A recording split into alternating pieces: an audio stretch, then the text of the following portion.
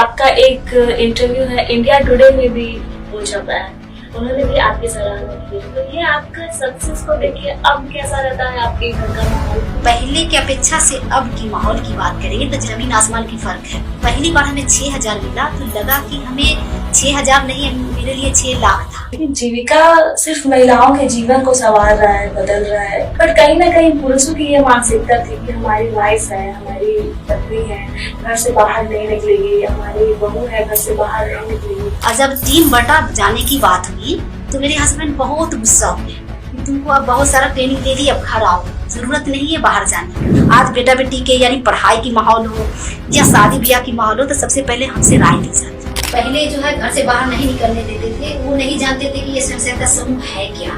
नमस्कार, मैं अलका आप सभी दर्शकों का स्वागत करती हूँ पॉडकास्ट जीविका में। हमारे पॉडकास्ट के इस सीरीज में हम आपको मिलवाएंगे कई जीविका दीदियों से जिन्होंने जीविका के साथ जुड़कर न सिर्फ अपनी जिंदगी बदली है बल्कि अपने सपनों को भी जिया है। आइए मिलते हैं राजगीर की सबीना दीदी से जिन्होंने जीविका से जुड़कर अपनी जिंदगी की कहानी को खुद लिखी है। सबीना दीदी, अच्छा एक बात बताइए मुझे, जब आप जीविका से जुड़ी आपके मन में ये बात तो होगा कि आप कुछ अपना करेंगे, कुछ नया व्यवसाय करेंगे, कुछ पैसे कमाएंगे।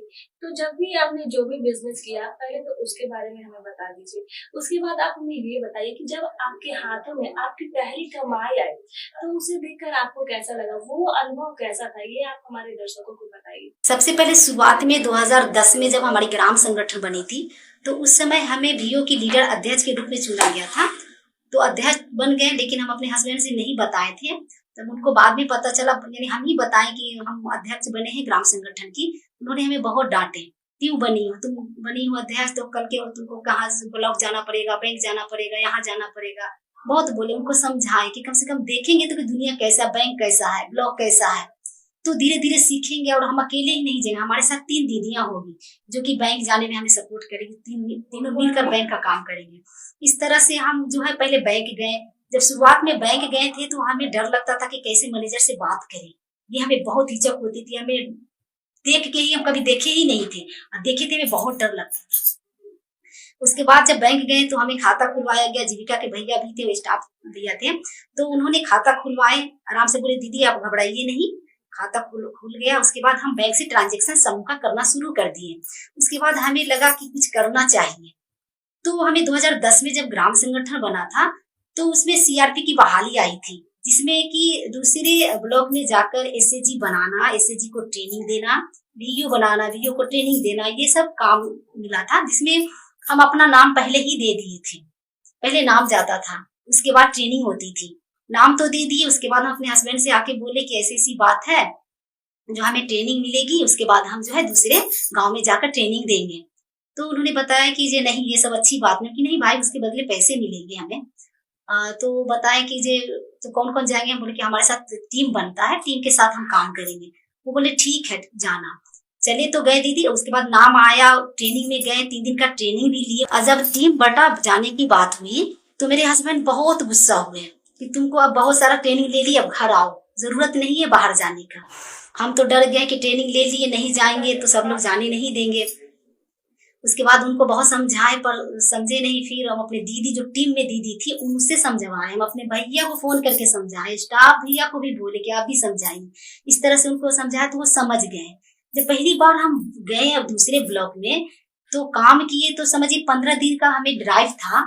तो सही से यानी 15 दिन हम रो रो के वहां रहे, तुम चली आओ, हमें समाज वाले जीने नहीं दे रहा है, कि देखो मर्दों के घर में है, औरतें को बाहर भेज रहे हैं। इस तरह से बहुत बोलते थे। उनको समझाया कि ठीक है हम आते हैं, उसके बाद फिर बात करेंगे।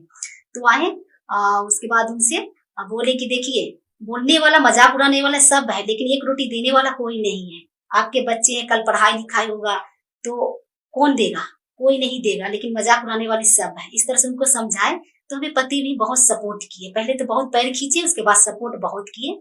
आज जो है, पहले मेरे हस्बैंड सिलाई का काम करते थे, आज जीविका से लोन लेकर और अपने राज्य में भी नहीं अन्य राज्यों में भी काम करके सीआरपी के रूप में हमने अच्छे खासा पैसा कमाए और अपने हस्बैंड के कपड़े का दुकान करवाए। आज जो है मेरे बच्चे लोग भी ग्रेजुएशन कर चुके हैं, 3 बच्चे मेरा, और बाकी भी पढ़ाई कर रहे हैं। इस तरह से मेरा जीवन सफल था। जब पहली बार मेरा कमाई आया था तो उस समय 6,000 महीने का मिलता था। 2010 की बात करें, जब पहली बार हमें 6,000 मिला तो लगा कि हमें 6,000 नहीं, मेरे लिए 6 लाख था, ये लगा।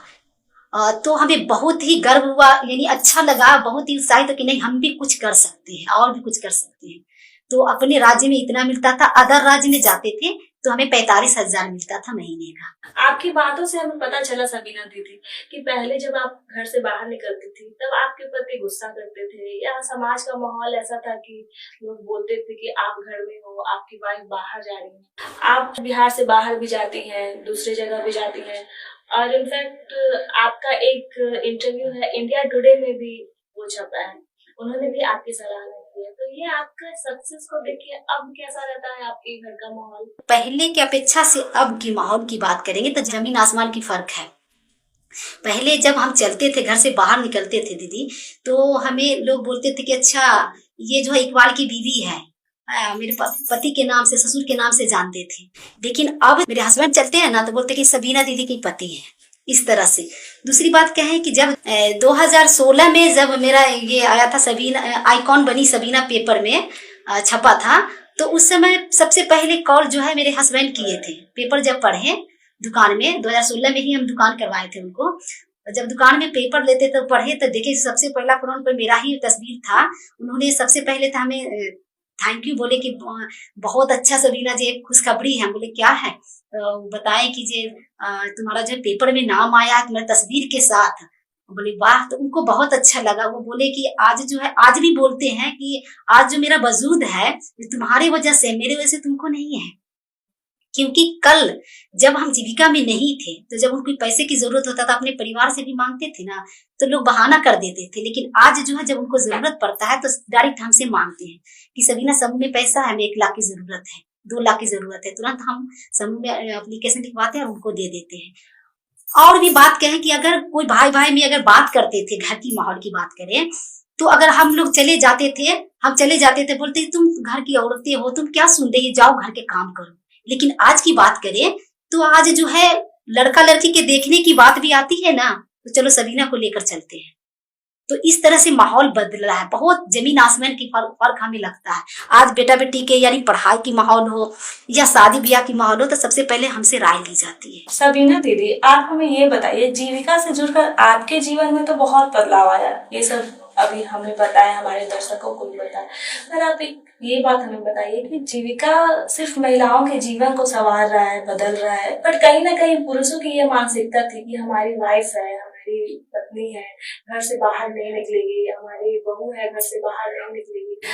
आज आप उन लोगों की मानसिकता को कैसे देखती है? आपके साथ कई ऐसी जीविका दीदियां होंगी जो आप लोग साथ में काम करती हैं, और सोसाइटी में क्या चेंज आया है जीविका आने के बाद, ये भी कुछ आप हमारे दर्शकों को बताइए। महिला को तो मानसिकता में बदलाव आया ही है, लेकिन पुरुष को भी आया है। जैसे कि पहले जो है घर से बाहर नहीं निकलने देते थे, वो नहीं जानते थे कि ये स्वयं सहायता समूह है क्या, है ना। लेकिन इसमें जो है बहुत तरह की जो हमारा स्वयं सहायता समूह है उसमें हर चीज की बात बताई जाती है, यानी आर्थिक स्थिति और सामाजिक मुद्दे पर बात होती है, तो दोनों होती है। तो वो भी कहीं ना कहीं जो महिला अपनी जो बात वो ट्रेनिंग लेती है या समूह में जो भी चर्चा होता है वो अपने आप ही अपने घर में शेयर करती है पुरुषों से। उनको इससे भी मानसिकता बदल रहा है, ये हम देख रहे हैं। दूसरी बात है कि कहीं पे भी पैसे की सबसे पहले जरूरत होती थी तो दूसरे जगह जाते थे, लेकिन ये जो है जैसे ही जरूरत पड़ता है तो अपने जो भी समूह में जुड़े हुए, चाहे उनकी वाइफ हो या उनकी माँ हो जुड़े हुए, कोई भी मुस्लिम, तो वो पैसे की मांग करते हैं, कुछ ना मिल जाता। और ये एक ही नहीं, बहुत तरह से, जैसे कि जीविका बहुत चीजों पे काम कर रही है, वो हर दिन पेपर में आ रहा है, वो भी देख रहे हैं। तो उनको बहुत चीज में यानी मानसिकता में बदलाव हर आदमी को आया। कुछ ही लोग ऐसे जो अभी तक नहीं आया, लेकिन बहुत लोगों को हम देख रहे हैं कि मानसिकता में बदलाव आ जाए। जैसे कि अभी की बात करें तो अभी हमारे जीविका में एक दीदी अधिकार केंद्र भी खुला है। जैसे दीदी के साथ अगर कोई भी किसी तरह का हिंसा हो या बच्चे की पढ़ाई की बात हो, शिक्षा की बात हो, बच्चियां के या किसी भी तरह की बात हो, तो वो है जो हमारे दीदी अधिकार केंद्र में केस लाती है। और उनको वो अगर उनसे नहीं, जैसे कि पति के खिलाफ क्यों नहीं या सास ससुर के खिलाफ क्यों नहीं, तो वो लाती है, तो उनको बुलाकर काउंसलिंग करते हैं हम और दोनों को समझाते हैं। बहुत ऐसा केस है जो हम लोग खुद के सॉल्व किए हैं। वो जान गए हैं कि ये एक ऐसी जगह, एक ऐसी मंच है महिलाओं का, जीविका का, जो दीदियों का मंच है, जो कि यहाँ पे अच्छी अच्छी बात को बताया जाता है, घर को संभालने के लिए बताया जाता है, वरना बर्बाद करने के लिए नहीं। इसीलिए उन लोग को बहुत चीज में चेंजिंग आया है। बदलाव तो दीदी यकीनन बिहार में बहुत आया है, मैंने खुद ने देखा है। अच्छा, इस पॉडकास्ट के माध्यम से अभी भी आपको वैसी कई महिलाएं देख रही है जो कहीं ना कहीं आज भी घर की चार दीवारी में कैद है। अभी भी वो डरती हैं कहीं ना कहीं। अंदर तो बहुत होता है कि मैं समाज के लिए कुछ करूं, अपने परिवार के लिए कुछ करूं, सबसे पहले खुद के लिए कुछ करूं, पर वो साहस वो जुटा नहीं पा रही। आपकी कहानी हमने सुनी, हमने जानी। जैसा तक मुझे पता है आपकी शादी 16 साल में ही हो गई थी। सबीना दीदी की शादी 16 साल की उम्र में ही हो गई थी। उसके बाद इन्होंने जीविका से जुड़कर अपनी जिंदगी किस तरीके से बिताई।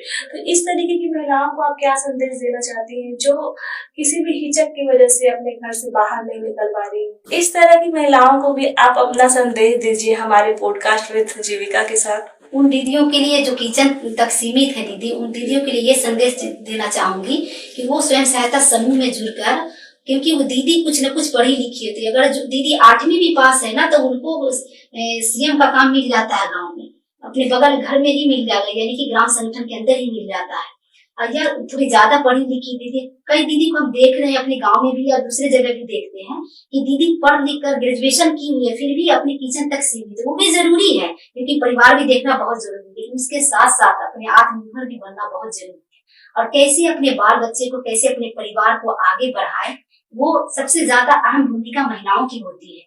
तो अगर वो अपने आत्मनिर्भर नहीं बनेगी तो फिर कैसे वो अपने परिवार को या बच्चे को आगे बढ़ा सकती है। इसलिए उनको आत्मनिर्भर बनना बहुत जरूरी है। स्वयं सहायता में समूह में जुड़कर वो आत्मनिर्भर बन सकती है। तो धन्यवाद सबीना दीदी हमारे साथ जुड़ने के लिए। ये थी सबीना दीदी। मिलते हैं हम फिर से नए एपिसोड में किसी नए चेहरे के साथ, नई कहानी के साथ।